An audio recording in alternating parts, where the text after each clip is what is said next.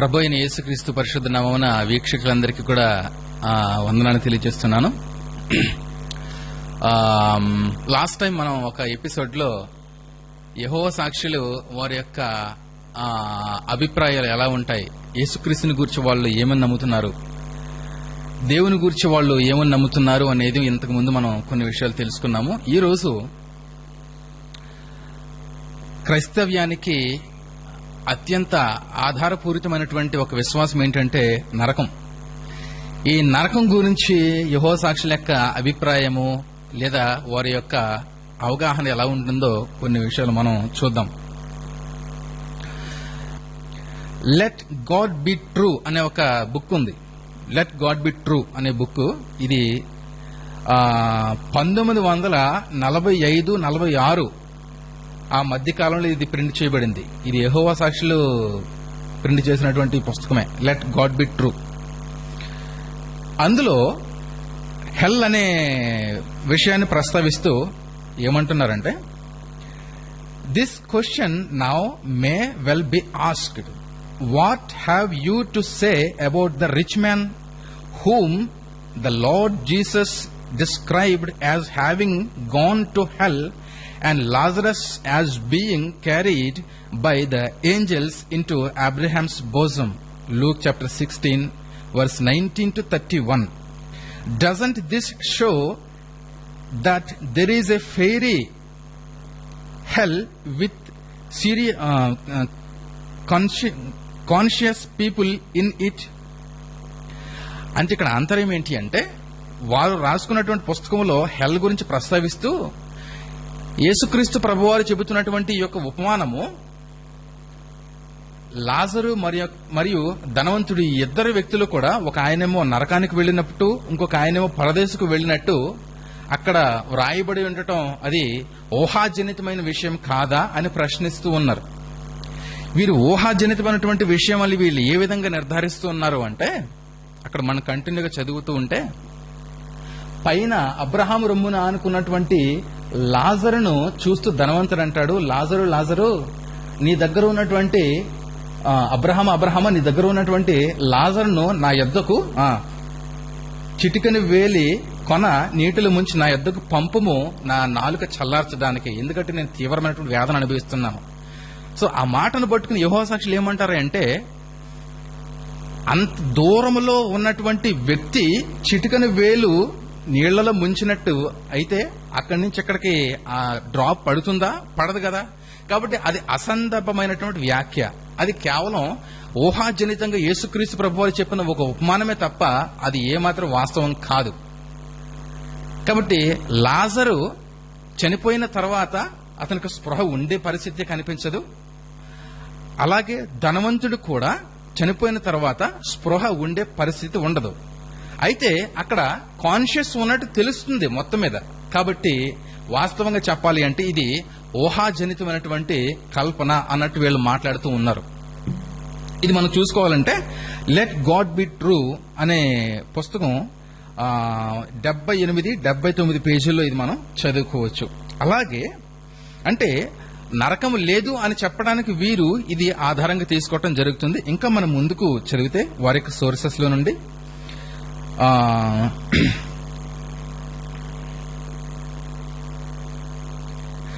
చేయుటకు నీ చేతికి వచ్చిన ఏ పని అయినను శక్తిలోపము లేకుండా చేయము, నీవు పోవు పాతాళమందు పని అయినను ఉపాయమైనను తెలివైనను జ్ఞానమైనను లేదు అనే విషయం ప్రసంగి గ్రంథం 9వ అధ్యాయం 10వ వచనంలో ఉంటది. సో ఈ మాటను పట్టుకుని వాళ్ళు ఏమంటారంటే, అదిగో భక్తుడైనటువంటి సొలొమోను ఆల్రెడీ ముందుగానే చెప్పాడు, పాతాళములు వెళ్లిపోయిన వారికి జ్ఞానం ఉండదు, తెలివి ఉండదు, స్పృహ ఉండదు, కాబట్టి ఏ పని ఉండదు, ఉపాయమైనను తెలివైన జ్ఞానమైన ఉండదు. ఎందుకంటే మనిషి చచ్చిపోయిన తర్వాత ఆత్మేమో దేవుని దగ్గర వెళ్లిపోతుంది, శరీరమేమో మట్టిలో కలిసిపోతుంది. కాబట్టి పాతాళంలో వెళ్లిన వాళ్ళకి స్పృహే లేదు అని బైబిలే చెబుతూ ఉన్నప్పుడు మరి పాతాళంలోకి లేదా నరకంలోనికి మనిషి యొక్క ఆత్మ వెళుతుంది అని చెప్పడానికి ఆధారాలు ఏంటి అని వాళ్ళు ప్రశ్నిస్తూ ఉన్నారు. అలాగే మన్నైనది వెనకటి వలనే మరలా భూమికి చేరును, ఆత్మ దాని దయచేసిన దేవుని యొద్దకు మరలా పోవును. ప్రసంగి గ్రంథం 12:7 ఇలాగా కొన్ని వారి యొక్క తర్కానికి లేదా వారి యొక్క ఆర్గ్యుమెంట్ కి అనుకూలంగా ఉన్నటువంటి వాక్యాలు సెలెక్ట్ చేసుకుని నరకం అనేది లేదు అని పిడివాదం చేస్తూ ఉంటారు. అలాగే ధనవంతుని యొక్క కథ కూడా, ధనవంతుడు మరియు లాజరు ఆ కథను కూడా వాళ్ళు పరిగణలోకి తీసుకుని అది కేవలం ఊహాజనితమైనటువంటి విషయం అయితే వాస్తవం కాదని వాళ్ళు కొట్టిపారేస్తారు. అలాగే దేవుడు ప్రేమస్వరూపి, God is love, 1 John chapter 4:8 అక్కడ ఏముంటదంటే దేవుడు ప్రేమస్వరూపి. కాబట్టి దేవుడు అత్యంత కృపాశీలి, దేవుడు కరుణామయుడు, కృపామయుడు, ప్రేమామయుడు. కాబట్టి ఆయన మన పట్ల కురిపించినటువంటి కనపరిచిన ప్రేమను గనక మనం బైబిల్ అర్థం చేసుకుంటే అటువంటి ప్రేమ కలిగినటువంటి ప్రేమాస్వరూపమైనటువంటి దేవుడు మనుషుల్ని నిత్యము బాధించే నరకానికి పంపడు, అసలు నరకం అనేది లేదు అనే కంక్లూజన్కి వస్తారు. సో అది వాళ్ళ ఆర్గ్యుమెంట్. ఇంకా మనం చూసుకుంటూ వెళ్తే వాళ్ళు ఏమంటారంటే, అంటే నరకం లేదు అని చెప్పడానికి వాళ్ళు తయారు చేసుకున్నటువంటి షాలో ఆర్గ్యుమెంట్, డొల్లతనపు తర్కం అన్నమాట. అదే లెట్ గాడ్ బి ట్రూ అనే పుస్తకమే, వాళ్ళ చేత లిఖించబడిన పుస్తకమే 72 పేజీలు ఇలా ఉంటుంది. Is there any example in the scriptures of a man's having gone to hell and being delivered there from? Yes, Jonah was one. But the Bible gives another example, that of Jesus. He went to hell and stayed there for 3 days, and then by the power of the Almighty God he was resurrected. ఇక్కడ వాళ్ళు ఏమంటున్నారంటే నరకం లేదు అని చెప్పడానికి, లేదా పాతాళం లేదని చెప్పడానికి వాళ్ళ ఆర్గ్యుమెంట్ ఎట్లా తయారు చేసుకున్నారంటే, ఎవరైనా పాతాళంలోనికి లేదా నరకంలోనికి వెళ్లిపోయి మళ్ళా తిరిగి వచ్చిన వారు ఎవరైనా ఉన్నారా అని ప్రశ్నిస్తూ అవును అంటున్నారు. మరి యోనా ఏమన్నాడు అక్కడ 2వ అధ్యాయం 2వ వచనంలో, నీవు నన్ను పాతాళ కోపంలో నుండి పైకి లేవదీసి ఉన్నావు, నన్ను పాతాళ గర్భంలో నుండి మొరపెట్టగా కూడా నా మనవి ఆలకించి నన్ను అంగీకరించి ఉన్నావు అనే మాట ఏదైతే ఉంటుందో దాన్ని కోట్ చేసుకున్నారు. నెక్స్ట్ ఇంకోటి ఏంటంటే, యేసుక్రీస్తు ప్రభు వారు చనిపోయిన తర్వాత ఆయన ఎక్కడికో పాతాళానికి నరకానికి వెళ్ళాడని చెప్పేసి చెప్తారు కదా. సో యేసుక్రీస్తు ప్రభు వారికి కూడా పాతాళానికి లేదా నరకానికి, షేవులకి లేదా హెడేస్ కి వెళ్లారు కాబట్టి ఆయన అక్కడి నుంచి బయటకు వచ్చాడు.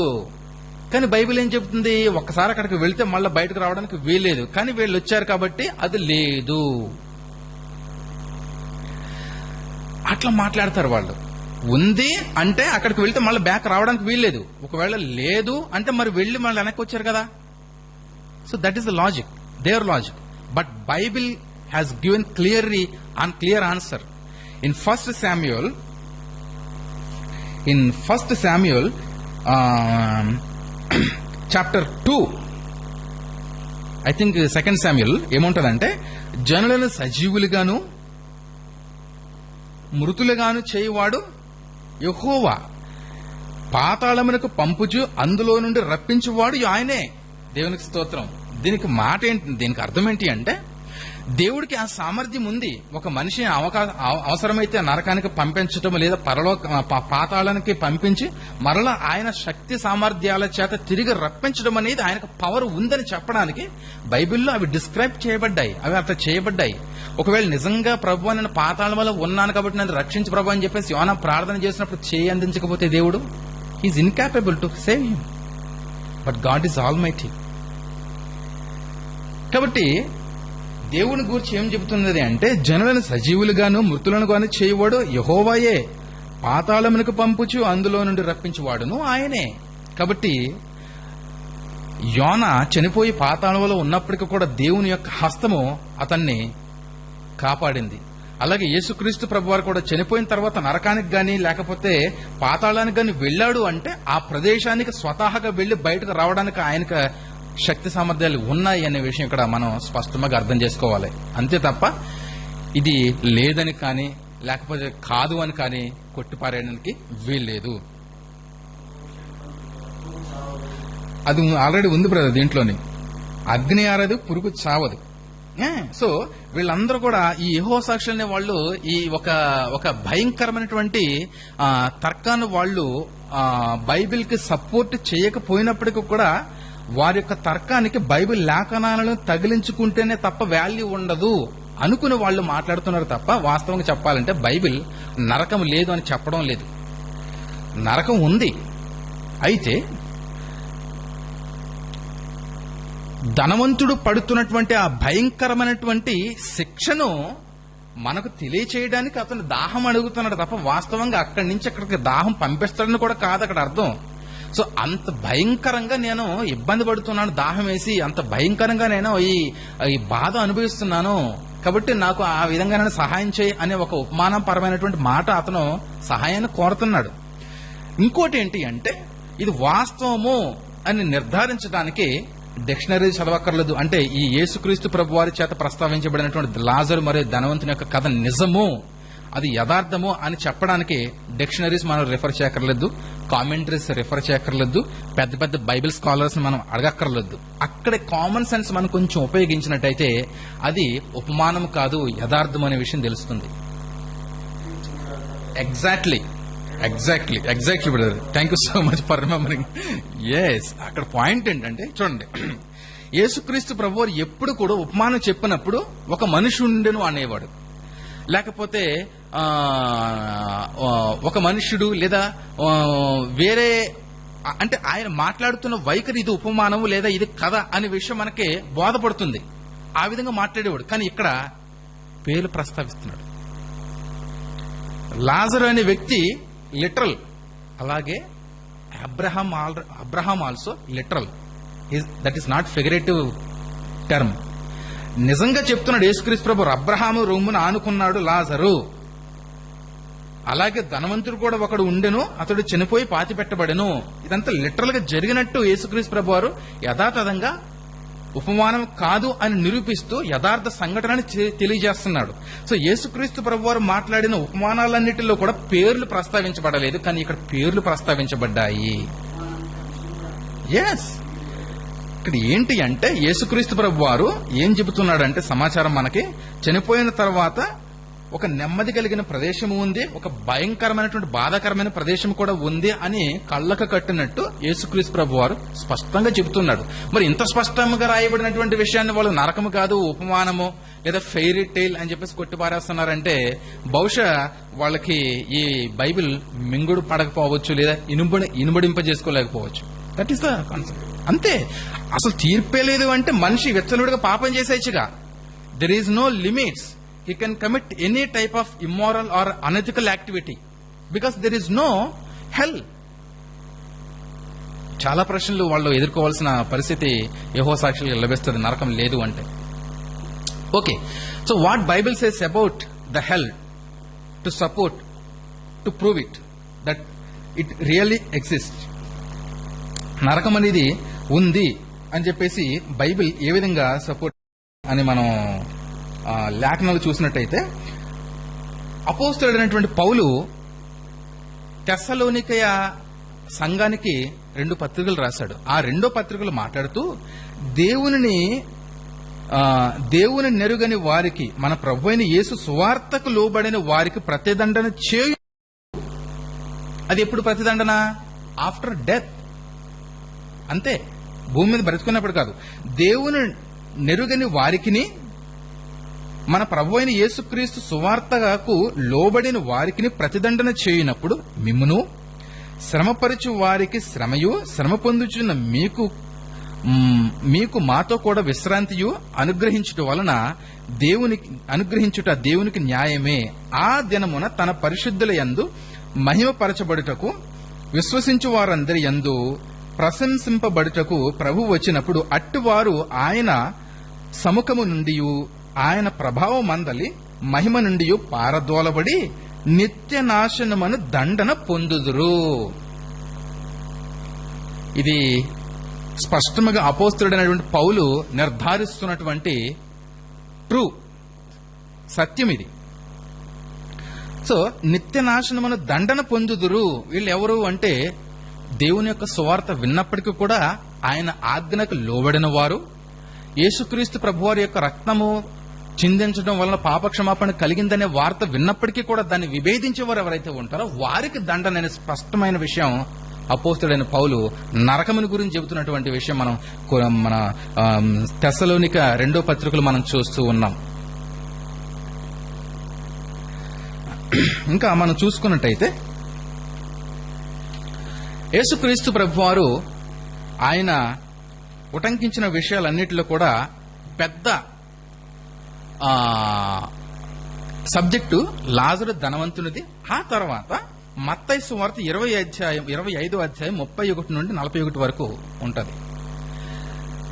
అంత్య దినమున అంటే ఫైనల్ మూమెంట్ లో దేవుడు దేవదూతలను పంపించి అందరిని సమకూర్చి, సో ఒక కాపరి ఏ విధంగా అయితే మేకలను గొర్రెలను వేరుపరుస్తాడో అదే విధముగా పాపులను క్రీస్తునందు రక్షణ పొందిన వారిని వేరు చేసి అక్కడ తీర్పు ఉంటుందనే విషయం స్పష్టంగా బైబిల్ ధృవీకరిస్తుంది, స్పష్టంగా అక్కడ నిర్ధారిస్తుంది.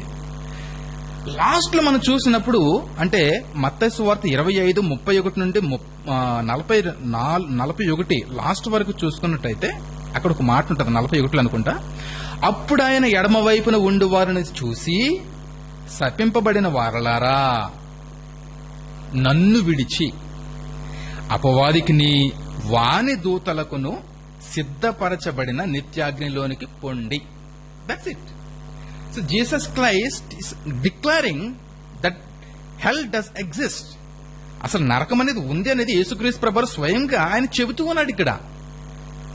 సో ముందు మాటలో మనం చూసుకున్నప్పుడు పౌలుని నిర్ధారించాడు. యేసుక్రీస్తు ప్రభువారి మాటలు చూసుకున్నప్పుడు అపవాదిని మీరు అంటుపెట్టుకుని ఉన్నారు, నన్ను విడిచిపెట్టి వెళ్ళిపోయారు, కాబట్టి అపవాదికినే వాని దూతలకు నియమింపబడినటువంటి లేదా నిర్ణయించబడినటువంటి నరకాగ్నిలోకి మీరు పొండి.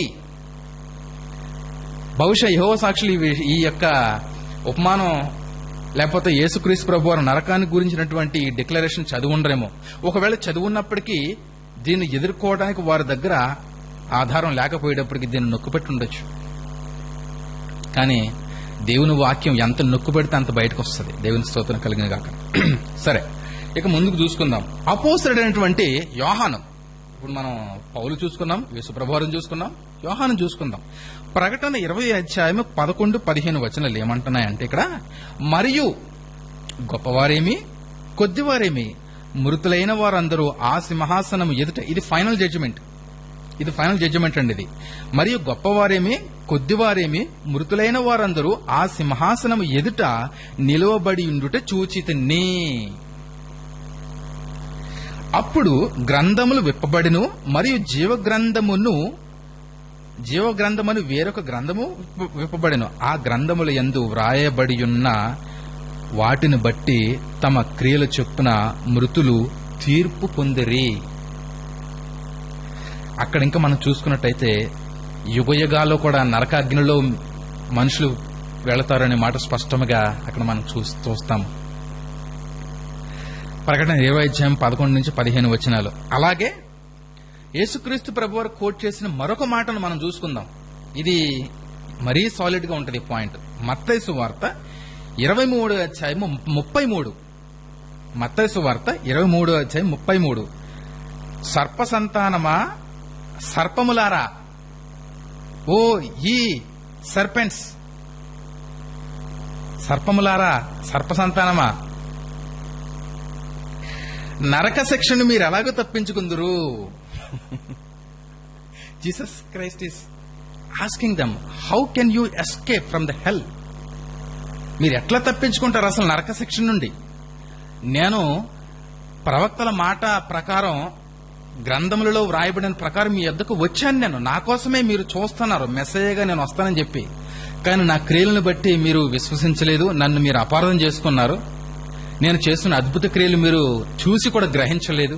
నా సువార్త మాటలకు మీరు లోబడలేదు. దేవుని యొక్క ధర్మశాస్త్రానికి విరుద్ధంగా మీరు క్రియలు చేశారు. కాబట్టి సర్పసంతానం అని చెప్పేసి యేసుక్రీస్తు ప్రభువారు శాస్త్రులను పరిసయ్యులను ఆయన హెచ్చరిస్తూ మాట్లాడుతున్నాడు. నరక శిక్షను మీరు అలాగో తప్పించుకుందురు. మరి యేసు ప్రభువారు ఇంత స్పష్టంగా డిక్లేర్ చేస్తుంటే నరకం లేదని చెప్పేసి అంటారేంటండి? ఇప్పుడు లూకా చూసుకుందాం. ఈయన అపోస్తలుడు కాకపోవచ్చు, కానీ అపోస్తలులందరికీ కూడా సమకాలీకుడు. లూకా ఏమంటాడంటే, నా స్నేహితులైన మీతో నేను చెప్పున్నదేమనగా అనే యేసుక్రీస్తు ప్రభు వారి యొక్క మాటలు లోకా కోట్ చేస్తున్నాడు. Jesus Christ is telling to he's disciples, నా స్నేహితులైన మీతో చెప్పున్నదేమనగా అంటే ఈయన వారికి ఫ్రెండ్ కాబట్టి ఫ్రెండ్స్ అందరూ కూడా చక్కగా మేలు వెల్ విషింగ్ కోరుకునేది. అందుకని యేసుప్రభు వారు మాట్లాడుతున్నారు, నా స్నేహితులని మీతో నేను చెప్పున్నదేమనగా దేహమును చంపిన తరువాత మరి ఏమీ చేయనేరని వారికి భయపడకుడి.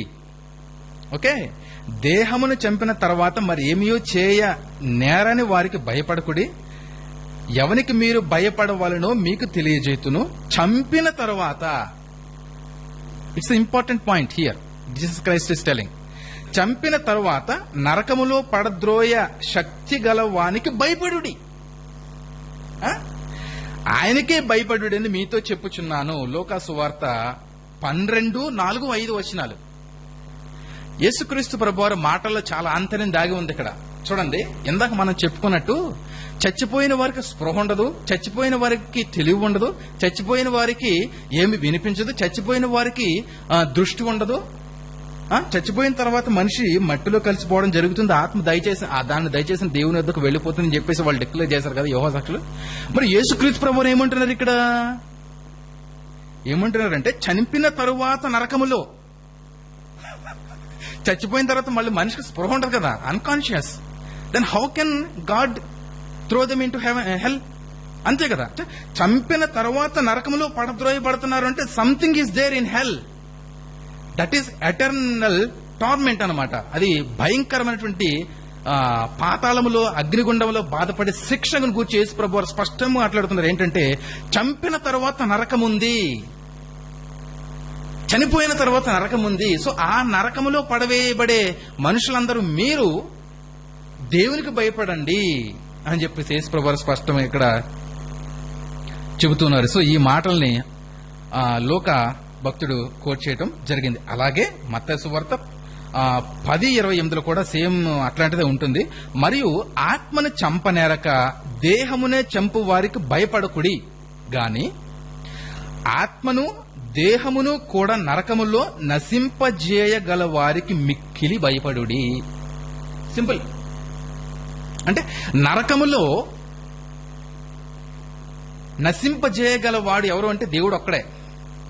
మనుషులు ఏం చేస్తారంటే ఆఫ్టర్ ఆల్ చంపుతారు అంతే, కానీ వారి ఇతరుల యొక్క ఆత్మల మీద వారికి ఏమాత్రం అధికారం లేదు. కానీ దేవునికి ఉంది, ఎందుకంటే ఆయన సృష్టికర్త కాబట్టి. అందుకని ఇక్కడ మత్తయి భక్తుడు యేసు ప్రభు వారు చెప్పిన మాటలు ఉటంకిస్తూ ఏమంటాడంటే ఆత్మను దేహమును కూడా నరకములో నశింపజేయగల వారికి. అంటే మళ్ళీ ఇక్కడ వాళ్ళు ఏమంటారంటే వాళ్ళ పుస్తకంలో చదివినప్పుడు నాకు అర్థమైంది అంటే నశింపజేయనప్పుడు అంటే ఆత్మ నశించిపోతుంది, ఇంకా శిక్ష ఎక్కడ ఉంది అంటున్నారు. అది కాదు నశింపజేయడం అంటే. నశింపజేయడం అంటే శిక్ష ఏమీ లేకుండా ఆ ఆత్మ ఏ కాన్షియస్ లేకుండా స్పృహలో లేకుండా ఉంటుంది అని కాదు. అక్కడ నరకములో నశింపజేయ ఉండటం అంటే ఏంటి అంటే నిత్యము బాధ, నిత్యము ఆర్తనాదం, నిత్యము ఏడ్పు, నిత్యము పళ్ళు కొరకటం. ఇంకా స్పష్టంగా చెప్పాలి అంటే నిత్యము చస్తూ బ్రతకటం, అది నరకం. సో అందుకని ప్రభువారు ఏం మాట్లాడుతున్నారంటే ఇక్కడ లోకా చెప్తున్నట్టు ఆత్మను దేహమును కూడా నరకములో నశింపజేయగలవానికి మిక్కిలి భయపడుడి. మరి యేసుక్రీస్తు ప్రభువారు క్రొత్త నిబంధనలోను, యేసుక్రీస్తు ప్రభువారు తర్వాత పౌలు, ఇంకా యోహాను, ప్రకటన, వాళ్ళందరూ కూడా రాసినటువంటి నరకానికి సంబంధించినటువంటి మాటలు వీళ్ళు ఎట్లా సమాధానం చెప్తారు? మరి how can they deny the hell? ఇంకొకటి ఏంటంటే నువ్వు హెల్ ని డినై చేస్తున్నావు అంటే you can do any immoral or any unethical activity because there is no punishment after death. So you can cross your limits, isn't it? So నరకం అనేది లేదు అని నువ్వు డిక్లేర్ చేస్తున్నావు అంటే you can do any type of sin. ఎందుకంటే చచ్చిపోయిన తర్వాత నరకం ఉండదు కాబట్టి చలో ఎంజాయ్ కరెంగే. But Bible doesn't say like that. When Jesus Christ forgiven the prostitution lady, he warned one thing: don't commit sin further. యేసుక్రీస్తు ప్రభువారు ఏమన్నారంటే ఆ స్త్రీతో, అమ్మా నీ పాపములు బట్టి నేను ఎవరు శిక్షించలేదా అని చెప్పేసి అంటే, లేదు ప్రభువా, అయితే నేను కూడా నిన్ను శిక్షించను, సమాధానము కలదానవై పో, కానీ ఇక ముందు పాపము చేయకు. వై? ఇప్పుడైతే రక్షణ పొందుకున్నావు, ఇప్పుడైతే నువ్వు సమాధానం కలిగిన దానివై పోతున్నావు, కానీ ఇంత తర్వాత ఎప్పుడైనా నువ్వు సిన్ అనేది కమిట్ అయితే, పాపము చేసినట్టయితే దాని యొక్క దోష శిక్ష మరణము, అదే నిత్యాగ్ని గుండం. కాబట్టి అది నువ్వు చేయకు, సమాధానం కలిగిన దానివై వెళ్ళి పరిశుద్ధంగా జీవించని చెప్పి యేసుప్రభువు వారు అక్కడ ఆజ్ఞాపిస్తున్నారు. కాబట్టి వీక్షకులారా, నా తోటి సహోదరులారా, యెహోవా సాక్షులు చెప్తున్నటువంటి భయంకరమైనటువంటి దుర్బోధ ఇట్స్ నథింగ్ బట్ డైబాలికల్. డైబాలికల్ అంటే it's inspired by devilish teachings. ఏదైతే బైబిల్ కి అనుకూలంగా ఉండకుండా ఉంటాదో అది డెవిలిష్ యాక్టివిటీ. నరకం లేదు అని చెప్పవచ్చు, పరలోకం లేదు అని చెప్పవచ్చు, యేసుప్రభు దేవుడు కాడు అని చెప్పవచ్చు, యేసుప్రభు శరీరపరంగా పునరుద్ధానం పొందలేదండి, కేవలం ఆత్మపరంగానే పొందాడు అని చెప్పవచ్చు. ప్రభు యొక్క ప్రభురాత్రి భోజన సంవత్సరానికి ఒక్కసారి మాత్రమే తీసుకోవడం, ఇదంతా కూడా వీళ్ళు చెప్తున్న మాటలే, వాళ్ళు చేస్తున్న క్రియలే యెహోవా సాక్షులు. They can not obey the commandment of God, what the Bible says. అరే, మొదటి శతాబ్దంలో ఉన్నటువంటి క్రైస్తవులందరూ కూడా, జస్టిన్ మార్టర్, తర్వాత పాలికార్ప్, అందరూ కూడా చెప్పారు, యేసుక్రీస్తు ప్రభు వారు పునరుద్ధానం పొందిన తర్వాత ప్రారంభ సంఘ ప్రజలందరూ కూడా ప్రతి ఆదివారం రొట్టె తీసుకోవడం జరిగింది, ప్రభురాత్రి భోజనం తీసుకుని వాళ్ళు ఆరగించడం జరిగింది. కానీ యెహోవా ఏం చేస్తున్నారు? ఇప్పుడు సంవత్సరానికి ఒకసారి చేస్తారు. Jesus Christ shed his precious blood on the cross for every person, those who believes in Jesus. ఎవరైతే యేసు ప్రభువులు విశ్వసిస్తారో వారందరికీ రక్షణ అనుగ్రహం ఉంటది. ఆయన నామమందలి విశ్వసించిన వారందరికీ కూడా దత్తపుత్రులుగా, తండ్రి కుమారులుగా స్వీకరించాడు. కానీ వీళ్ళేమంటున్నారంటే, నో, అదంతా కాదు, కేవలం ప్రకటన గ్రంథంలో ఉన్నటువంటి 1,44,000 మంది మాత్రమే వాళ్ళు నరకాన్ని నుంచి తప్పించుకుని పరలోకానికి వెళ్తారు, మిగతా వాళ్ళందరూ కూడా అని వాళ్ళు మళ్ళీ వేరే ఎక్స్ప్లెనేషన్ చేస్తారు. అది తర్వాత చూసుకుందాం. కాబట్టి ఈరోజు మనం తెలుసుకునేది ఏంటి అంటే, నరకం అనేది లేకపోవచ్చు, అది యెహోవా సాక్షుల దృష్టిలో, వారి యెహోవా సాక్షుల పర్స్పెక్టివ్ లో వాళ్ళు అనుకుంటున్నట్టు మాటలను బట్టి నరకం లేకపోవచ్చు. But it doesn't really exist. ఇది నిజంగా లేదని కాదు, అక్కడ వాళ్ళ లేదన్నంత మాత్రాన. You cannot stop the sunshine by putting your hand towards sun. అంతే. నువ్వు నీ చెయ్యట్లా చాపి సూర్యుడి దగ్గర నుంచి వస్తున్నటువంటి వెలుతురు నువ్వు ఆపగలవా? That is your foolishness. అలాగే బైబిల్లో డిక్లేర్ చేస్తున్నటువంటి నరకము ఈ బైబిల్ బోధ అంతా కూడా కాదు అన్నంత మాత్రాన అది కాకుండా పోదు. That is your foolishness. ఇంకొక లాస్ట్ పాయింట్ మనం చూసుకుని ముగించుకుందాము. అసలు నరకము లేదు అనే కాన్సెప్ట్ వీరికి ఎలా లభించింది అని మనం చూసుకుందాం. www.jw.org jehovahswitnesses.org. అందులో నేను కాపీ పేస్ట్ చేశాను. ఎందుకంటే మనం అక్కడ వాళ్ళ గురించి నేను విన్నానండి, యెహోవా సాక్షుల గురించి నేను వేరే వాళ్ళు చెప్పగా విన్నానండి అంటే కాదు. అక్కడ అది that is not correct proof to challenge. వారి సోర్సెస్ లో నుండి మనం తీసుకోవాలి. చూడండి, వాళ్ళ సైట్ లో నుండి నేను కాపీ చేశాను, ఇక్కడ పేస్ట్ చేశాను. తమ చుట్టూ ఏమి జరుగుతున్నది తెలుసుకునేందుకు మృతులు ఉనికిలో ఉండరు కనుక మరణం తర్వాత దుష్టులు బాధించబడే నరకం అని పిలువబడే అగ్నితో కూడిన ప్రవేశం ఉండడం అసంభవం. చుట్టూ ఏమి జరుగుతున్నది తెలుసుకునేందుకు మృతులు ఉనికిలో ఉండరు కనుక మరణం తర్వాత దుష్టులు బాధింపబడే నరకం అని పిలువబడే అగ్నితో కూడిన ప్రదేశం ఉండటం అసంభవం. See how foolish they are. చనిపోయిన వారి ఆత్మలు శిక్షించబడతాయి అని చెప్పబడే నరకం వంటి లోకాన్ని సూచించడానికి ప్రాచీన గ్రీకులు తరచూ ఉపయోగించే హెడేస్ అనే పదాన్ని బైబిల్ రచయితలు కూడా ఉపయోగించడం వల్ల ఈ గందరగోళం ఏర్పడింది. అంటే ప్రాచీన గ్రీకులు నరకం లేదా పాతాళం అనే కాన్సెప్ట్ ఎక్కువగా ఉపయోగించడం వల్ల బైబిల్లో ఇది ప్రస్తావించబడింది. అంటే ప్యాగన్ సోర్సెస్ ఏమైనా తీసుకున్నారా బైబిల్ రచయితలు? హీదన్ సోర్సెస్ ఏమైనా తీసుకున్నారా కాపీ కొట్టడానికి? No, they have written the Bible to debate pagan sources, to refute heathen standards, because God's standards are very pure and holy. దేవుడు చెప్పిన మాటలన్నీ కూడా పౌలు ఆ కాలంలో పేతురు ఉపయోగించి తప్పుడు సిద్ధాంతాలను కూలగొట్టారు. స్టోయిక్స్, ఎఫెసు ఈ ప్రాంతాల్లో వాళ్ళు తిరిగి తప్పుడు బోధల్ని దేవుని వాక్యం చేత ఖండించారు తప్ప అన్యుల యొక్క సిద్ధాంతాలు, అపోహలు బైబిల్లో జొప్పించినట్లేదు. కానీ యెహోవా సాక్షులు మాట్లాడుతున్నారు. నేను మళ్ళీ చదువుతాను ప్లీజ్.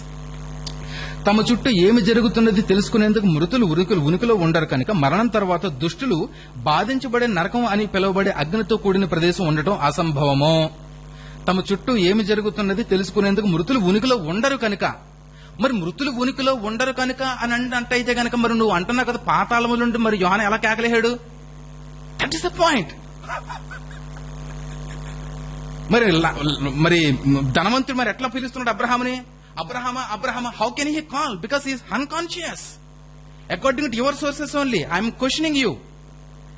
మృతులు ఉనికిలో ఉండరు, వారికి ఏమీ స్పృహ తెలియదు అన్నట్టు నువ్వే చెబుతున్నావు. మరల నువ్వేమంటున్నావు? పాతాళమునుడు యోహాను, ఎవరైనా చాపగడుపులో యోన కేకలు వేస్తే దేవుడు విన్నాడు అంటున్నావు. మళ్ళనేమో అబ్రహాముని పిలుస్తూ నీటిని పంపించిన నారుకను చల్లార్చని చెప్పేసి ధనవంతుడు పిలుస్తున్నాడు, లాజర్ అని చెప్పేసి అన్ని నువ్వే. So that is not good. Okay. మరణం తర్వాత దుష్టులు బాధింపబడే నరకం అని పిలువబడే అగ్నితో కూడిన ప్రదేశం ఉండటం అసంభవం.